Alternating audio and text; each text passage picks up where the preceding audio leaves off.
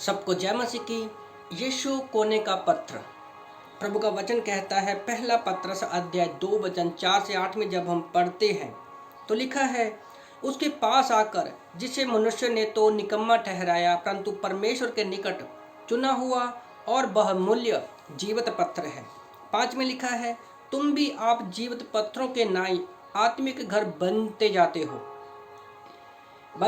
हो जिससे याजकों का पवित्र समाज बन जाता है। ऐसे आत्मिक बलिदान चढ़ाओ जो यीशु मसीह के द्वारा परमेश्वर को ग्रहण हो। 6 में लिखा है, पहला पत्रस अध्याय 2 वचन 6 में, इस कारण पवित्र शास्त्र में भी आया है कि देखो मैं सिय्योन से एक कोने के सिरे का चुना हुआ है और बहुमूल्य पत्थर धरता हूँ। जो कोई उस पर विश्वास करेगा वह किसी रीति से लज्जित नहीं होगा। सो तुम्हारे लिए जो विश्वास करते हैं वह तो बहुमूल्य है, पर जो विश्वास नहीं करते उनके लिए जिस पत्थर को राजमिस्त्रियों ने निकम्मा ठहराया था वही कोने का सिरा हो गया। 8 में लिखा है कि ठेस लगने का पत्थर और ठोकर खाने की चट्टान हो गया, क्योंकि वह तो वचन को नाम मानकर ठोकर खाते हैं और इसी के लिए वह ठहराए भी गए हैं। तो याद रखो, यीशु मसीह हमारे लिए कोने का पत्थर है। तो यहाँ पर पौलुस पत्रस जो है वो कलीसिया के विषय में भी बात कर रहा है। वो हमें सिखा रहा है कि यीशु मसीह जैसे कोने का पत्थर है, और कोने के पत्थर को जब हम घर बनाते हैं, बिल्डिंग बनाते हैं, तो नींव के लिए रखा जाता है। तो आज कलीसिया की नींव की शुरुआत कहाँ से हुई है? वो यीशु मसीह से हुई है। और याद रखो, इस कलीसिया के बारे में शैतान को भी नहीं पता था और बहुत सारे भविष्यकर्ताओं को भी ये कलीसिया के बारे में नहीं पता था। तो हमारी इस कलीसिया की शुरुआत कोने के पत्थर मतलब यीशु मसीह के द्वारा हुई है। जैसे अफिसियों की किताब अध्याय 2 वचन 20 में हम लोग पढ़ते हैं, और प्रेरितों और भविष्यकर्ताओं की नींव पर जिसके कोने का पत्थर यीशु मसीह आप ही है बनाए गए हैं।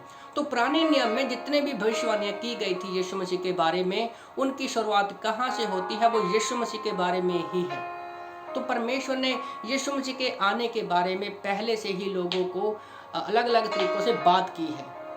और आज जब यीशु मसीह अपना कार्य संपूर्ण करके स्वर्ग में परमेश्वर के दाहिनी ओर जा बैठे हैं, वो हमारे पापों के लिए मारा गया, गाड़ा गया और तीसरे दिन मुर्दों में से जिंदा हो गया।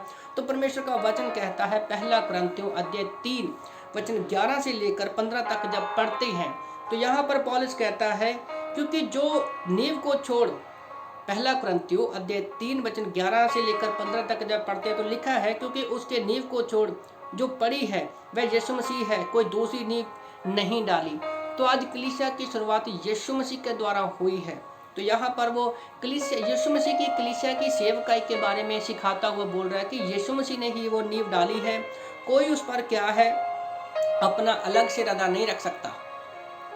उस नींव के ऊपर ही हम परमेश्वर के वचन के अनुसार चलते जाते हैं, और वो उनके कामों के बारे में सिखाता है कि जो जैसा काम करेगा उसके कामों के अनुसार उसको फल मिलेगा। तो याद रखो, यहाँ पर हम अपना उद्धार नहीं खोएंगे, पर यीशु मसीह में हम किस कोने के पत्थर के ऊपर जो नींव रखी हुई है, मसीह में कैसे चलते हैं, हमारे काम एक दिन परमेश्वर के सामने क्या है इकट्ठे हो जाएंगे और उनका पता चल जाएगा।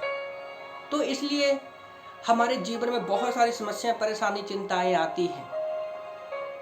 हमें लगता है कि हमारा ये जो घर है वो ढह जाएगा, पर याद रखो, जो बिल्डिंग जितनी मजबूत उतनी ही मजबूत बनेगी अगर जितनी उसकी नींव जो है गहरी होगी। तो आज हमारी नींव कौन है? वो कोने का पत्थर यीशु मसीह है, और आज हम उस पर खड़े हुए वो बिल्डिंग परमेश्वर हमें पिलर बनाना चाहता है। तो हमें ये विश्वास है कि परमेश्वर ने हमारी जो नींव है वो कोने के पत्थर यीशु मसीह पर रखी हुई है। तो हमें डरने की, चिंता की बात नहीं है। तो इन वचनों से प्रभु आपको आशीष दे। आमीन।